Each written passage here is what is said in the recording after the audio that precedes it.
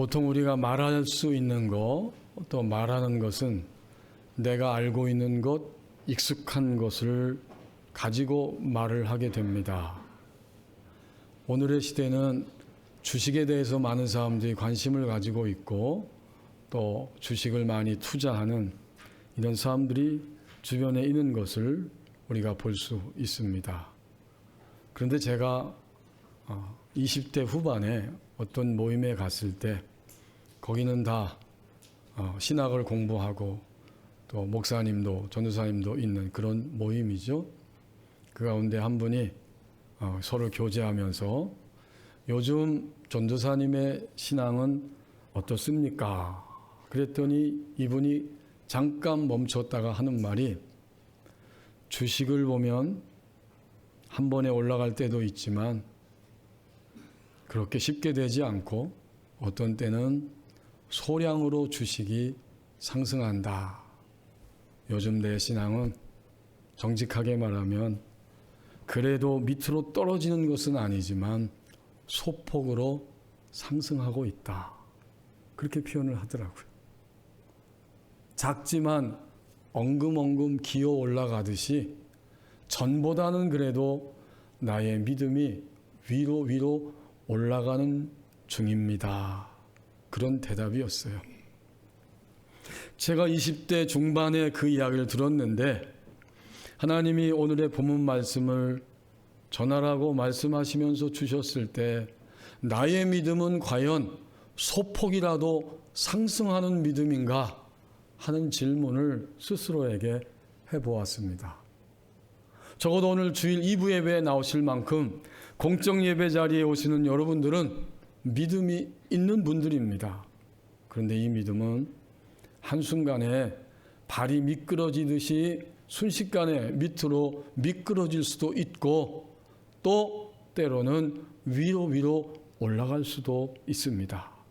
그러나 성경은 창세기부터 요한계시록까지 끊임없이 증거하고 있는 것처럼 믿음은 생명이고 생명을 맛보았다면 생명은 너무나 위대하고 인간의 삶의 전부이기 때문에 반드시 생명을 섭취하려고 하고 그 생명을 섭취한 만큼 무한대로 하나님 앞에 서는 날까지 이 신앙의 생명, 영적 생명은 충만해지고 깊어지고 새로워진다.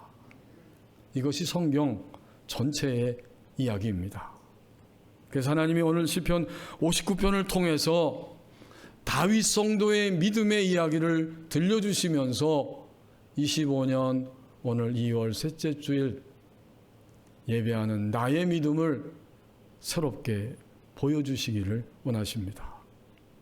다윗 성도는 오늘 이 표제어 59편 1절 위에 표제에 보는 것처럼 다윗이 이 시를 지었는데 어느 때 지었느냐?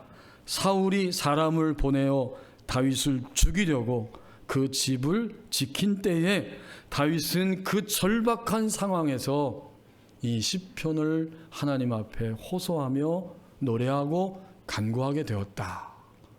이렇게 이 표제의 배경이 나오죠. 다윗의 믹담시라고 그랬습니다. 믹담은 조각 또는 기념 기둥에 새겨 넣은 것, 이런 뜻입니다. 그래서 믹담시라고 붙여서 말하면 돌 같은 데에 철필로 글자 하나하나를 일일이 새겨 넣은 시입니다. 다윗의 심정이 이해가 되지요.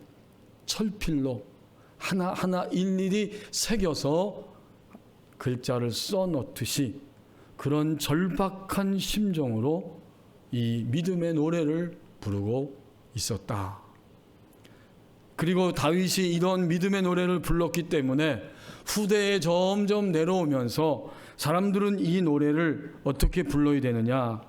인도자를 따라 알다스엣에 맞춘 노래. 인도자는 지휘자죠.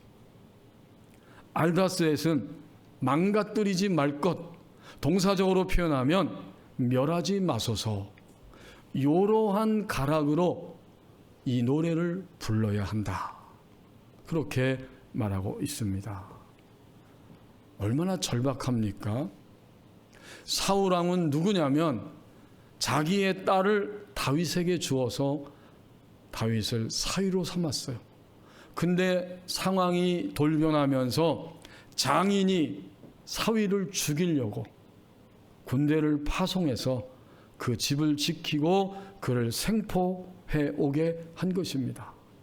한가할 때 그냥 할 일이 없어 무료하게 있을 때가 아니라 다윗의 인생에 있어서 가장 절박하고 극적이고 여기서 벗어나지 못하면 나의 인생이 끝나버릴 수밖에 없는 이런 상황에서 이 노래를, 믿음의 노래를 부르게 된 것입니다.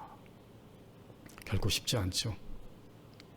지난주에 어떤 분이 저에게 카톡 메시지를 보냈는데 한 부분을 강조해서 빠르게 묘사하는 캐리커처처럼 앉아서 운동화 끈을 조여매는 이런 그림을 펜으로 그렇게 빠르게 그려서 보냈습니다. 그리고는 처진 제 마음을 다시 조여맵니다. 운동화 끈을 조여매듯이 처져 있는 내 마음을 조여매이면서 이렇게 다시 한번 목사님께 문자를 드립니다. 정말 그랬어요. 밑으로 처지고 힘들고 답이 보이지 않는 그러한 상황 속에서 막 힘이 들고 아픔과 갈등을 느끼는데 하나님을 보게 되는 겁니다. 그래서 그 속에는 매우 긍정적이에요. 운동화 끈을 조여매는 자기 의지가 담겨 있기에 긍정적이고 더 나아가서 그런 심정으로 내가 하나님을 믿은 지는 얼마 안 됐지만 하나님을 믿으며 나가겠습니다. 이 표현이 구체적으로 그 그림 하나에 담겨져 있었던 것입니다. 오늘 본문 1절에서 7절 말씀은 다윗이 바로 그 절박한 상황에서 어떻게 하였는가 보았더니 구체적 상황이 구체적 기도를 드리게 하였습니다. 여러분 1절에서 7절 말씀에 보면 자신의 절박감을 표현하는 생생한 이야기들입니다. 사실 우리의 믿음은 상황 속에서 구체화됩니다. 다시 말하면 상황 속에서 구체화되기 때문에 상황 속에서 구체적으로 기도를 드리게 됩니다. 구체적인 상황에서 구체적으로 하나님께 기도하게 되고 그 상황이 바로 믿음의 상황으로 이끌리게 돼요. 오늘 예배하는 저를 비롯해서 우리 모두는 다 구체적인 상황들이 있었죠. 거기서 하나님을 찾고 하나님 앞에 말씀드리고 기도하면서 오늘 이 자리까지 올 수 있게 됐습니다. 1절, 2절에 보면 이 상황은 나입니다. 아무도 대신해 주지 않는 거야. 나라고 말하고 있고 동시에 7절까지에 보면 그들이라고 나와 그들 사이에 벌어진 사건과 일들이 내가 사는 동안에 일어난 상황인데 거기서 나는 어떻게 하였고 그는 어떻게 하였는지 이것을 면밀하게 의식하면서 하나님을 향해 기도를 드리게 됩니다. 1절, 2절에 보면 나에게 다윗 자신을 주목하죠. 나의 하나님, 나의 원수에게서 나를 건져주시고 일어나 치려는 자에게서 나를 높이 드소서. 얼마나 절박합니까? 오늘 죽겠는 것은 나입니다. 이런 상황 속에 내가 던져진 것입니다. 그래서 나라고 1절, 2절에서 반복적으로 말합니다. 2절에도 나를 건지시고 또 2절 끝부분에도 나를 구원하소서. 여러분 이런 절박한 기도를 현재 드리고 계십니까? 아니면 과거에 이런 절박한 기도를 드린 경험들이 있으셨습니까? 이제 3절, 4절은 나와 그와의 관계를 끊임없이 언급하고 있습니다. 그들은 복수입니다. 단수가 아니라 복수로 어떻게 하냐면 3절에 그들이 나의 생명을 해하려고 기다리고 있습니다. 그런데 이것은 나의 잘못이 아니고 나의 죄로 말미암음도 아닙니다. 4절에는 그들이 달려와서 스스로 준비하고 있습니다. 나를 도우시기 위하여 깨어 살펴주소서. 오늘도 만약 힘들고 억울하고 쓰린 일이 있다면, 두려운 일이 있다면 나와 그와의 관계에서 일어나는 구체적 상황들일 것입니다. 당연히 그렇죠. 나, 그 사람, 그들 아니면 그것, 그 사건. 하지만 그 사건 속엔 또 그들이 있습니다. 이게 얼마나 구체적이에요. 그런데 이런 구체적인 기도가 여기에 기록된 것을 하나님이 오늘 우리에게 읽게 하신 것은 무엇입니까? 나는 오늘 하나님을 믿으면서 하루하루 나와 관계되어서 일어나는 모든 사건들을 그냥 대충 넘기고 있는가? 아니면 절박한 심정으로 이 사람이, 이 사건이, 이 일이, 그리고 내 안에 들어온 이 두려움이, 이 질투심이, 이 강팍함이, 이 교만함이, 이 거짓됨이 왜 지금 여기 내 속에 들어와서 꿈틀거리고 있는 것인가? 라고 그것을 절박하게 구체적으로 주목하면서 내게 주어진 시간을 지나가려고 하는가? 구체적 상황이 나에게 일어나고 있는데 신자가 구체적으로 하나님 앞에 무릎을 꿇고 구체적으로 기도하지 않는다면 어떤 일도 더 이상 일어나지 않을 것입니다. 아니, 일어나지 않습니다. 하나님은 우리를 보시면서 자유롭고 사랑할 만한, 또 사랑으로 가득 찬 인생이 되게 하시기 위해서 우리 하루 동안에 나와 그와 그것과의 관계를 다 허락하시고 설정해 놓고 계시는데, 이제 내가 할 일은 그런 구체적인 것에서 대충 넘어가지 않는 거예요. 만약 오늘 교만함이라고 하는 내 속에 꿈틀거리는 것을 대충 넘겨버리면 어떻게 될까요? 내일도 그 교만함은 계속 꿈틀거리고 있어요. 오늘 나에게 의심이라고 하는 것이 꿈틀거리고 있는데 대충 넘겨버리면 내일 모레 1년, 10년, 20년 지나도 그것은 내 안에 여전히 꿈틀거리고 있습니다. 그래서 구체적 상황은 구체적 기도를 드리라고 하는 하나님의 사인입니다. 우린 이것을 다윗을 통해서 분명히 보고 있어요. 억울하죠. 오늘 시편 그대로, 다윗의 고백 그대로 나의 죄도 아니고 나의 허물도 심지어 아닌데도 장인을 통해서 인간관계 속에서 보아도 일어날 수 없는 쓰라린 일들이 일어났고, 이제 그것은 사울에게 귀착 사유가 있죠. 귀책 사유가 있어요. 귀책 사유가 그에게 있는 거예요. 그러나 신앙은 뭐냐면 당신이 잘못했고 나는 억울하고 이것 다 맞지만, 신앙은 이런 귀책 사유가 나에게 없음에도 불구하고 나에게 왔다면 이걸 대충 넘겨서는 안 되는 것입니다. 이 사실을 우리에게 오늘 이 본문을 통해서 깨닫게 하고 있어요. 대충 넘겨버리면 우리는 여전히 억울해하고 분해하고 또 짜증스럽고 답답함 속에서 우리에게 주어진 이 귀하고 아름다운 시간들을 그냥 흘러보내고 맙니다. 하나님은 다윗 성도의 이 상황을, 구체적 상황을 만들면서 다윗이 구체적으로 하나님의 그 품으로 초점을 맞추며 그를 향해 한 걸음 한 걸음 나오기를 원하셨습니다. 제가 고등학교 2학년 때 저녁에 교회 가서 기도한 일이 있었습니다. 이제 추운 겨울인데 그래도 방학 때 기도할 마음을 하나님이 자꾸 주셔서 가서 힘든 일이 가정 안에 있기 때문에 기도하고 있었어요.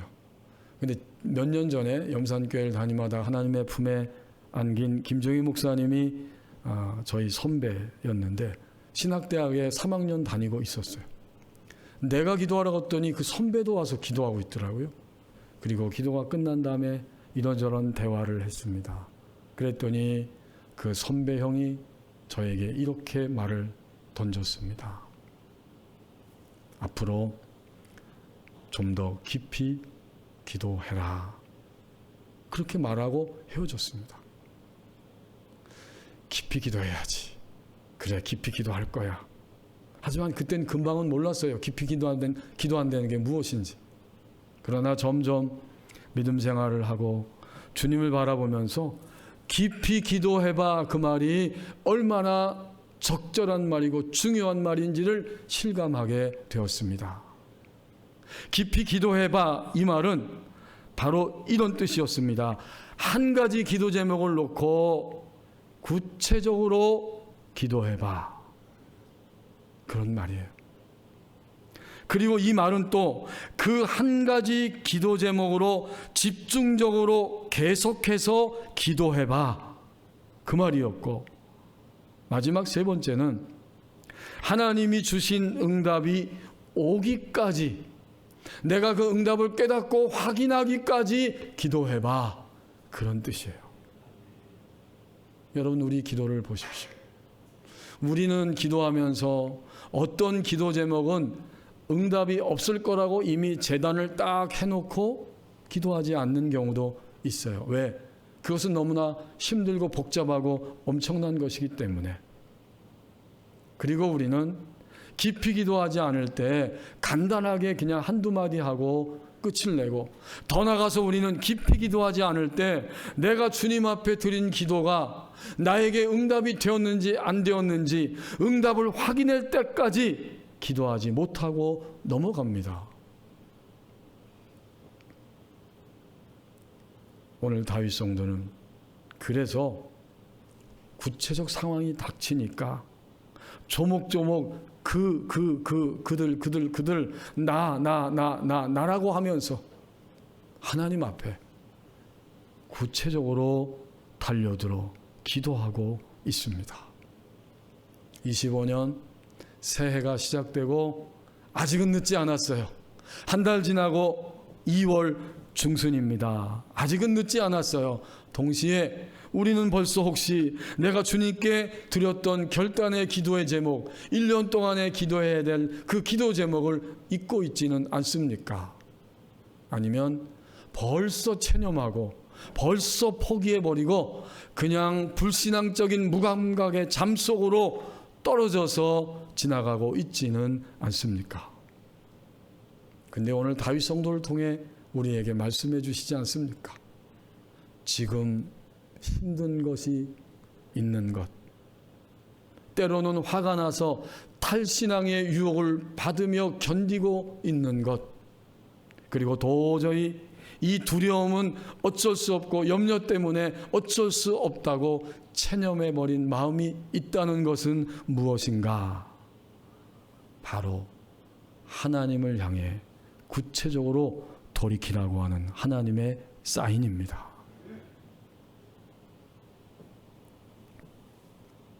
우리가 익히 이름을 들어서 알고 있는 위대한 신앙인 가운데 조지 뮬러 목사님이 있습니다.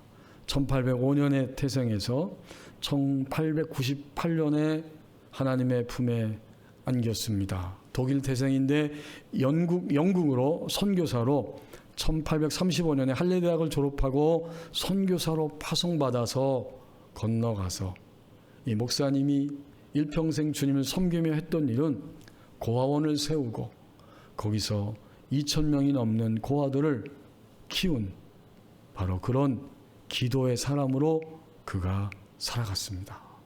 그는 평생 동안 5만 번이 넘는 기도의 응답을 받은 것으로 유명하죠. 어떤 누구에도 손을 벌리지 않고 고아 아이들에게 먹여야 할 빵과 우유를 그날그날의 양식을 주님께 기도했을 때 주님이 그날그날 구체적으로 찾아오셔서 공급해 주신 것입니다. 아니 여러분, 5만 번 받았다니 이게 너무나 놀라운 거예요. 그럼 도대체 하루에 몇 번 응답받아야 5만 번이 될까? 1년 동안 매일 기도 응답받으면 365번 응답받은 것이고 10년 동안 매일 한 번씩 하나님의 응답을 확인하고 왔다면 3650번을 받은 것이고, 만약 100년 동안 매일 한 가지 응답을 받았다면 36,500번입니다. 100년 동안. 그런데 어떻게 5만 번 응답을 받았을까? 조지 물러 목사님이 선교사로 평생 섬기셨던 사역 기간을 대략 따져보면 50년 정도라고 하면 18,251입니다. 그러면 18,250번만 응답받아야 돼요. 하루에 한 번이면. 5만 번이면 하루에 거의 3번 이상 하나님의 응답을 구체적으로 경험한 것이 되어집니다. 우린 도전이 되죠? 아니 그럼 도대체 하루에 몇 시간씩 어느 정도나 기도해야 이 정도 우리가 응답받을 수 있을까? 의외로 그 길은 간단합니다. 우리는 새벽기도 시간, 아니면 금요 심야기도 시간, 또는 내가 집에서 정해놓은 시간에 일정하게 기도할 수 있고 기도해야 합니다. 동시에 우리 그리스도인의 특권은 시간과 공간을 초월하시고 영으로 함께 언제나 머물러 계시는 하나님, 그분에게 구체적 상황이 내게 던져졌을 때마다 그 자리에서 그대로 주님께 기도를 올려드립니다. 그러면 언젠가 우리도 5만 번의 응답을 받을 수 있게 될 것입니다. 이 큰 도전이죠. 그래서 그 하나의 전형적인 모습을 다윗과 같이 이렇게 절박한 상황에서 여러분 기도할 수 있을까요? 나를 사로잡고 죽이기 위해서, 죽여서 끌고 가기 위해서 그렇게 군대가 파송되어 있는데 그 밤에 기도가 나올까요? 근데 오늘 성경 59편은, 시편 59편은 바로 그 상황에서 조목조목 구체적으로 하나님 앞에 기도를 드리고 있었던 것입니다. 우리가 구체적 상황을 만날 때 거기서 구체적으로 조목조목 기도해야 한다는 사실을 다시 한번 25년 아직 초반이기 때문에 하나님은 이번 주일에 우리에게 일깨워 주시기를 원하십니다. 이제 8절에서 9절 말씀을 보십시오.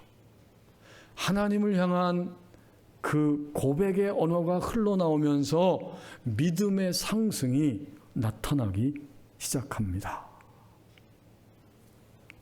8절 9절에 다윗은 그 상황에서 하나님을 향한 고백의 언어가 터져 나오기 시작합니다.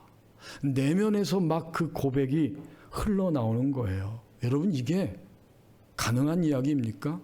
이 죽음의 위협과 너무나 다급한 이 상황 속에서 이상하게 7절까지의 분위기와는 완전히 다르게 하나님이 오늘 8절까지만 주셨는데 8절 9절 말씀만 보아도 그 나머지도 완전히 다른 분위기로 바뀌어지게 됩니다.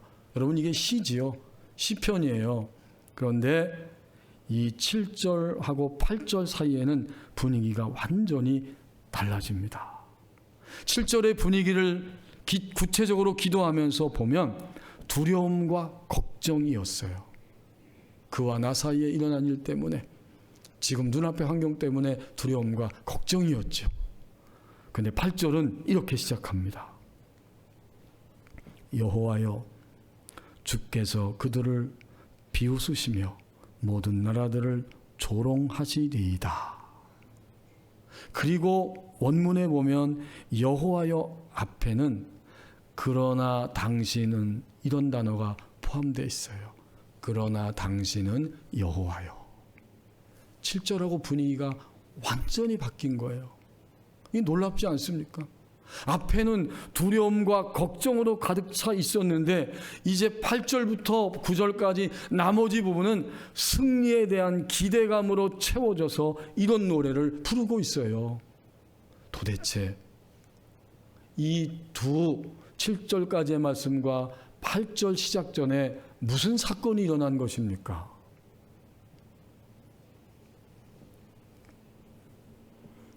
(8절에는) 승리의 기대로 가득 차게 전환되었는데 그 전까지는 두려움과 걱정이었죠. 여러분, 다윗이 구체적 상황 속에서 구체적인 기도를 드렸을 때 드디어 그의 내면 안에 하나님에 대한 인식이 새롭게 임하기 시작했습니다. 무슨 10만의 군대가 돕기 위해서 쳐들어온 게 옆에 같이 온 게 아니에요.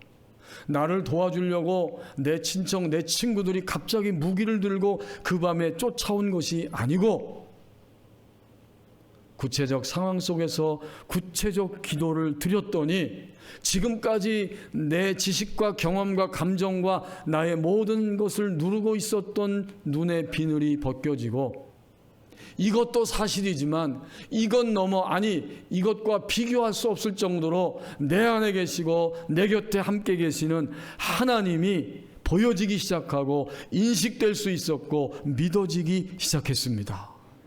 우리 정직하게 말해 보십시다. 지금까지 우리는 이런 믿음을 고백하고 경험한 적이 얼마나 됩니까? 짜증나고 분노가 일어나고 억울하고 쓰리고 너무 두려워요. 그런데 그것이 객관적 사실이지만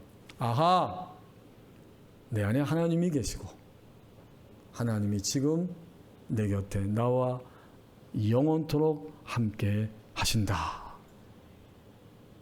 이게 어떻게 이런 인식이 생겨날 수 있습니까? 기도는 이렇게 우리의 눈의 비늘을 벗겨주는 것입니다.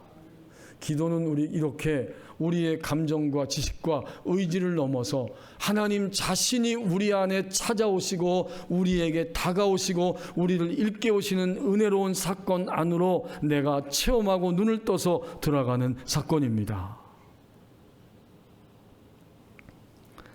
그래서 다윗 성도는 8절에서 완전히 다른 분위기 가운데 그러나 당신은 여호와여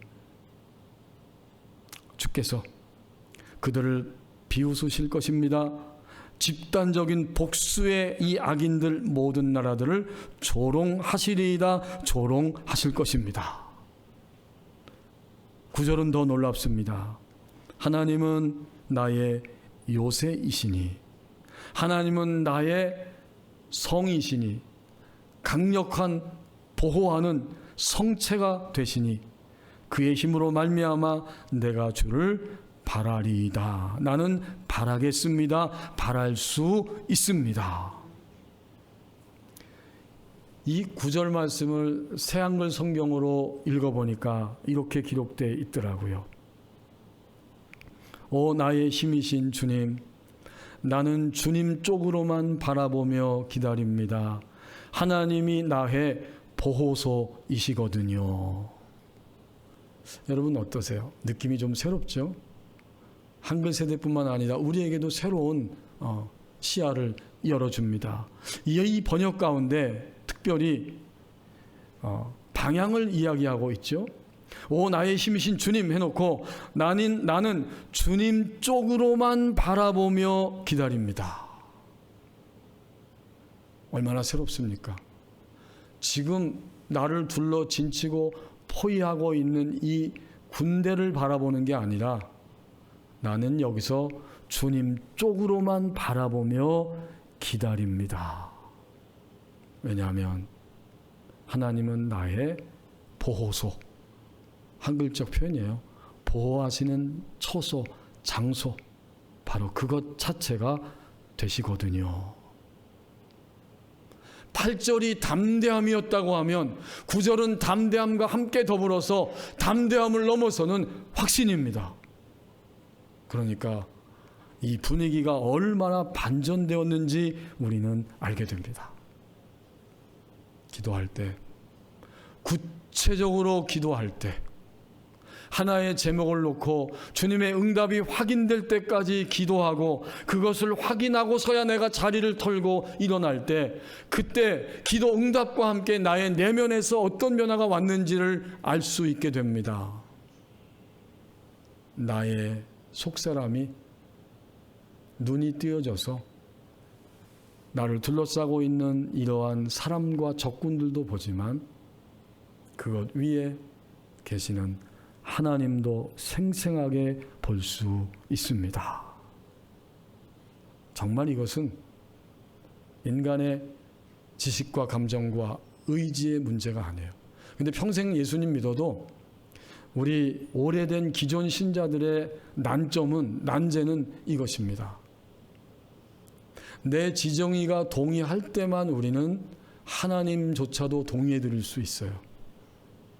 내 지정의가 동의하지 않으면 하나님께 동의한다는 것은 모험이고, 아니 모험이라고 생각하는 것만 해도 다행인데 그것은 있을 수 없는 일이고 어리석은 일이 됩니다. 지금 다윗은 어리석은 행동을 하고 있는 거예요. 살려달라고 문을 열고 무릎을 꿇고 빌든지, 아니면 오늘날 우리식으로 말하면 몰래 전령을 보내가지고 군대를 동원해서 친구들을 오게 하든지.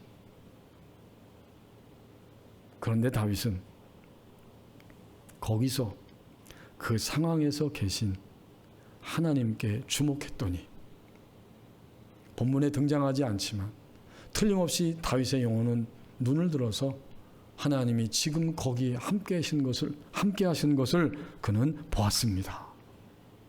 보았기 때문에 오늘 8절과 9절의 고백을 드릴 수 있었어요. 콜롬비아 미국의 신학교에서 구약학을 강의하는 그 월터 브루그만이라고 하는 교수님이 시편의 노래라고 하는 책을 썼는데, 거기서 인간의 상태를 단 3가지로 요약해 줍니다. 그 말이 맞아요. 그러니까 이 구약학 교수님이 하나님을 섬기는 신실한 주님의 사람이 볼 때에 시편의 이 1편부터 150편까지는 인간의 상태가 뚜렷하게 나타난다, 이렇게 이야기하면서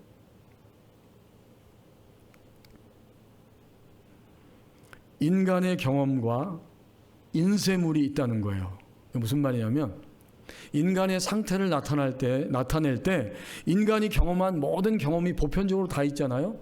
그래서 당신은 이런 분이에요, 당신은 이런 상황이군요, 나는 현재 이런 사람이고 이런 상태입니다 라고 인간의 경험이 말해주는 거 오케이입니다. 그리고는 인쇄물, 이건 책이죠. 글들이죠. 글들이 인간의 상태를 끊임없이 증명해 준다. 오늘도 많은 책들이 인간은 이런 존재고 이런 상담과 이런 심리학적 요소를 가지고 있다, 다 동원해서 인간을 도와주고 있습니다.